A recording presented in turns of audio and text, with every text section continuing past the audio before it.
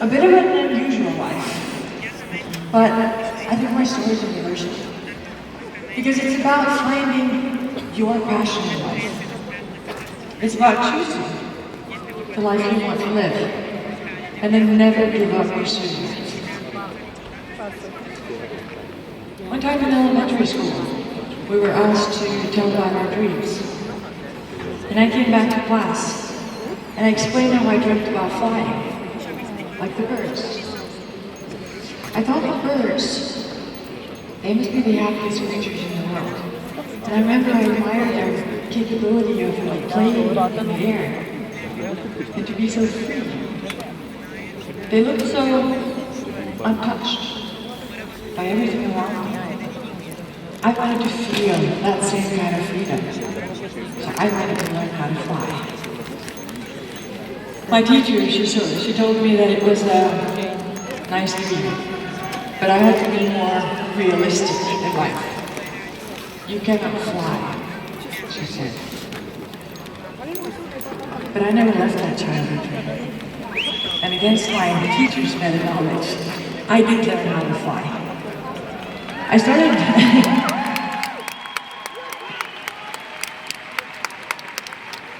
started base jumping. Base jumping has an alarmingly high mortality rate, so in order to justify our actions, we used gallows humor frequently. So whenever we were scared or nervous about the possible outcome, we would ask ourselves, what can possibly go wrong? And in base jumping, I guess the answer is obvious. But in everyday life, for most people, the answer is really not that bad. So humor was our way of dealing with extreme stress. And it worked. I lived in a dream life as a base jumper and a free skier. I was sponsored by some of the biggest names in the industry. My days were filled with photo shoots and film shoots. I had helicopters and private planes. I walked the red carpet and had champagne at my own movie premiere. I was treated like a rock star.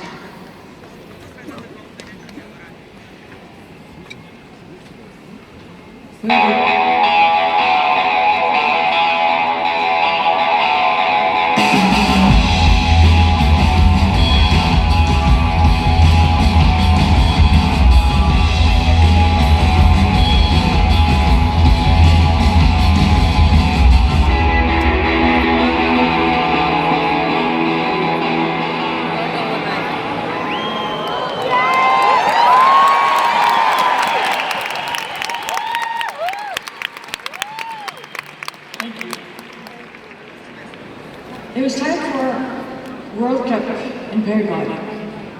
It was a huge show, and I was invited there to jump and entertain. And I sat inside the plane. I looked out of the little window as we rose up towards the sky. And we flew low in between those grassy hills and the snowy mountain tops. I mean, Switzerland has a really beautiful landscape, and I was thinking that, wow, there you are. I was thinking that, wow, I must be the luckiest girl ever who gets to experience all of this. I was living my dream. I couldn't wish for anything more. And I remember the atmosphere inside the plane was good. It was nothing to be worried about or nervous about. We had done this hundreds of times before. We jumped out of the plane, and I was flying with a camera that was attached to my helmet so that I could film the others in the air.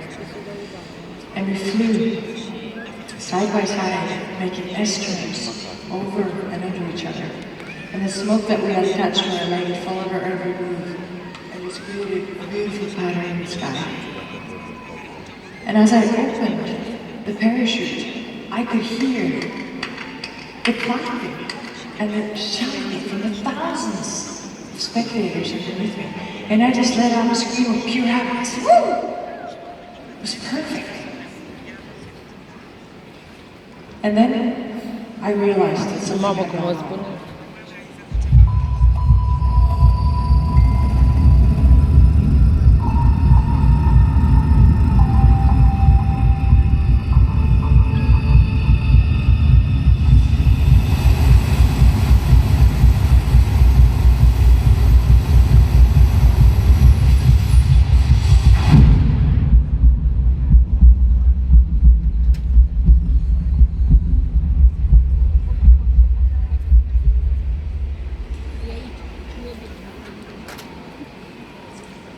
At the top of my career, my dream shattered.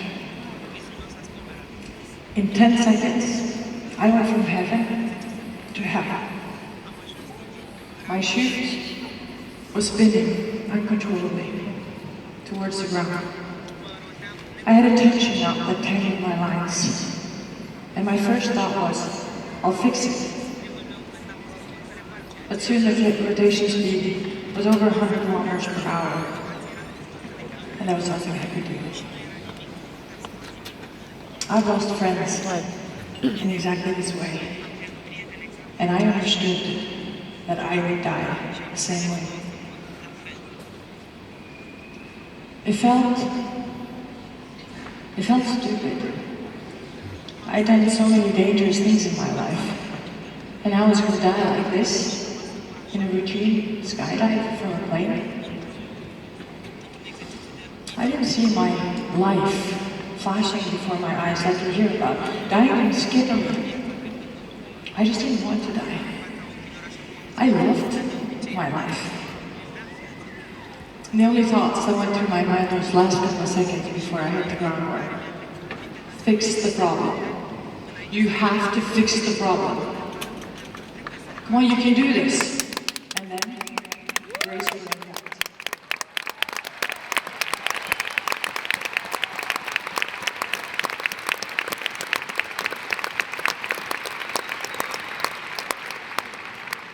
I hit the ground, and it all turned black.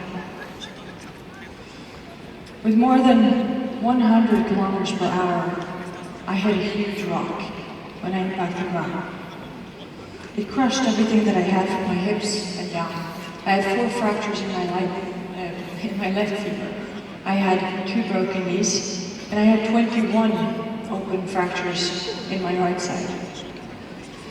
But that rock, it saved my back, and it saved my head. And most importantly, I was still alive.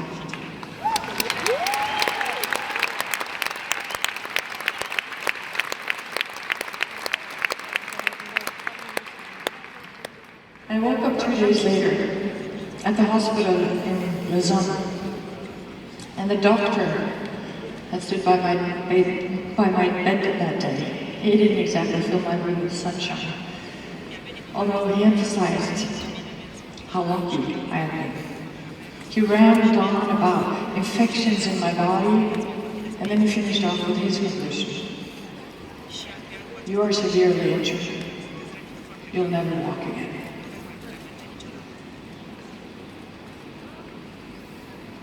I was so shocked. I couldn't say a word. I could feel my throat was thickening, and tears were watering my eyes, but I couldn't cry. I couldn't say a single word. I didn't even ask him a single question. And then he turned around, and he walked away. And the sound of the door slamming, it echoed in my room. And it felt like he shut the door to my life. I cried every day for a week. I had no power. I was afraid of the future, and I could see no light at the end of the tunnel. Thoughts and unanswered questions, they were flickering through my mind. What would I do for a living? This was my job. But maybe even more importantly, it was my identity. This was everything that I was. Was I ever going to be able to have a family of my own? I was frustrated, and I was sad, and I was chained to that wheelchair on indefinite time. What do you do then? I spent 4 months in that hospital. The doctors, they went through 20 surgeries, and the doctors removed 12 centimeters of my femur because it had rotted due to the bacteria. And in order for the infection not to spread to the rest of the body, because if it did, it would be over and out, they decided to amputate my leg. And when I woke up after that last surgery, I was met by a smiling doctor. I had spent 4 months in the hospital. I had never seen a smiling doctor. He told me that they had found a piece of grass and gravel inside my leg, and that was the reason for the ongoing infection. Now that they had removed the grass and gravel, it was finally over, and I could roll out as the winner.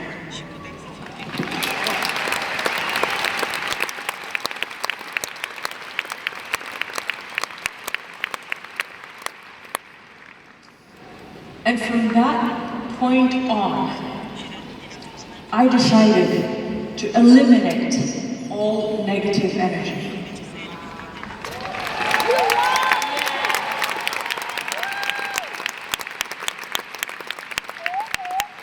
Because I realized that my time here is limited.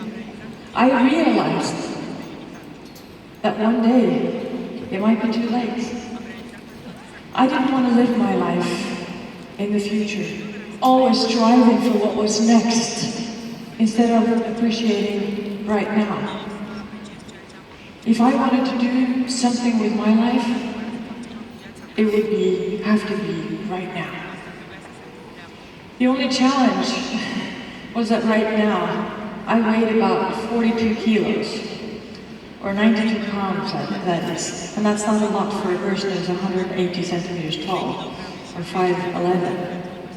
But fortunately, it's not your weight that decides whether you're a fighter. I had a goal. I had a goal that triggered my emotions, that made me want to get up in the morning.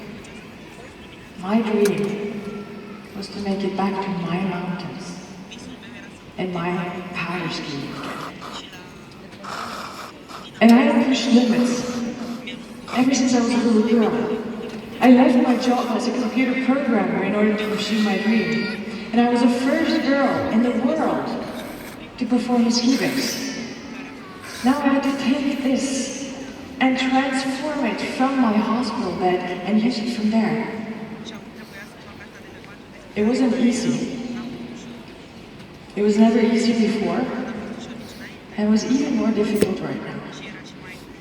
But like we used to say back when we were base jumpers, what can possibly go wrong?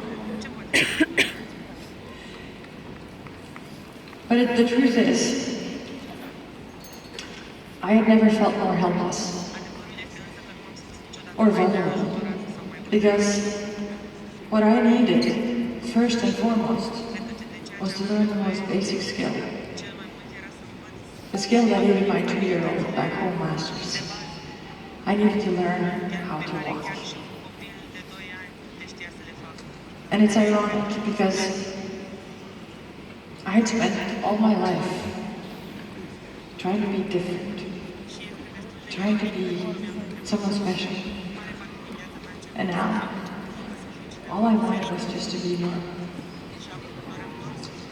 But at this point, I had no strength to make the big changes in my life.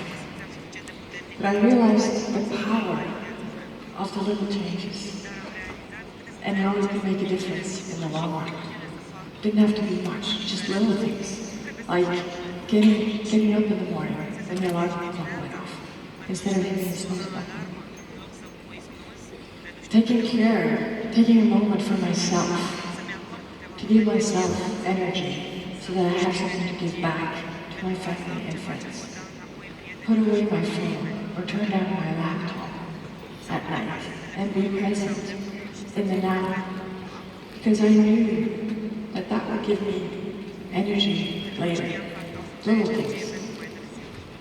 But week after week, and then turned into months, and then finally into years, I know that the sum of those little changes, they started to make a difference.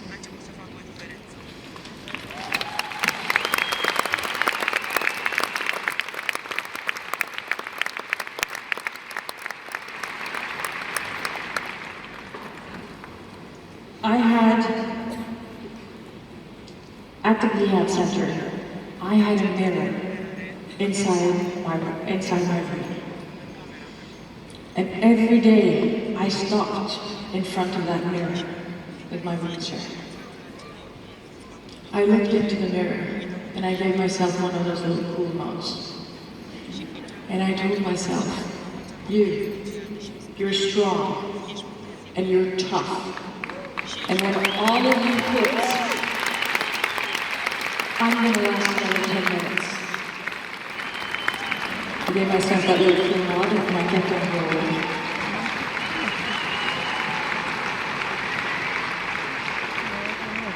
The truth about that story is, there was nothing, absolutely nothing about this girl that was either tough or strong.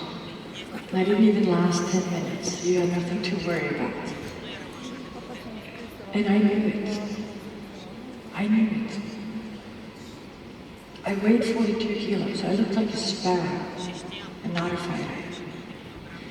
But I know some strong girls, and I know what they would have done, even if I wasn't one of them. And by telling myself this every day, every time I passed that mirror, little by little, my body started listening to the words that I told it.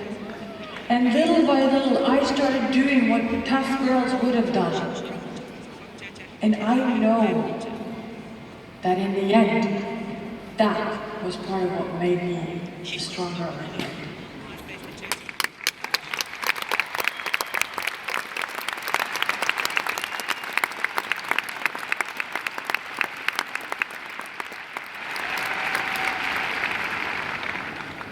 Many people, they ask me, at what point did you choose to fight? How did you choose your life? And the truth is, I chose to fight every day. Every morning when I got up, all through the day, and every night before I went to bed, I chose it. It didn't just happen, I chose it.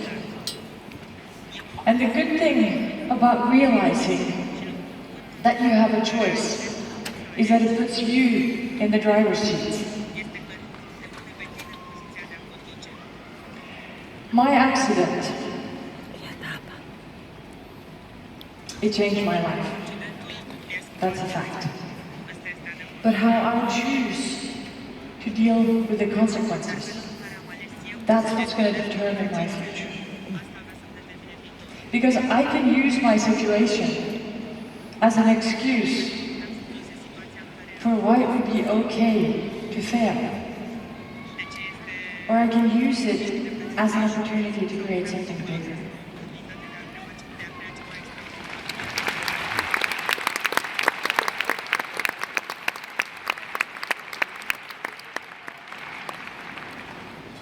It took me 6 months to learn how to put my socks on. It took me 3 years to relearn how to walk. Some years ago, I stood on a high mountaintop in Norway. It took me, there you go. It took me 5 years of training, of fear of failure, and uncertainty of making it back there. But the joy of making it back, that's what made me a complete person again.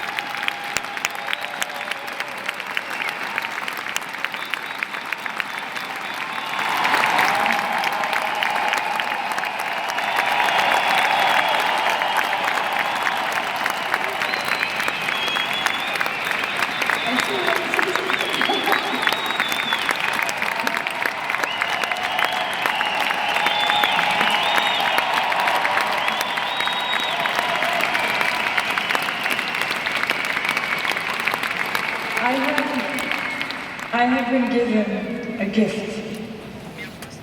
I have been given the gift of seeing into the future and come back to live my life differently.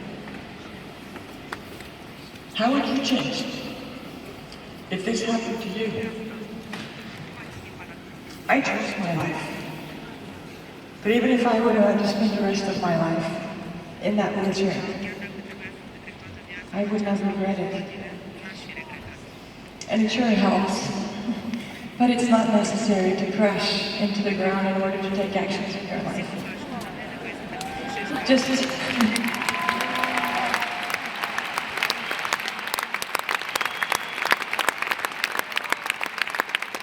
remind yourself, every once in a while, that our time here is limited.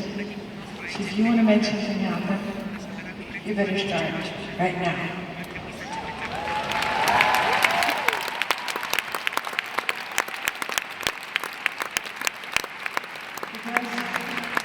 At the end of the day, what really scares me is the fear of failure. But the only failure I can make is if I never try.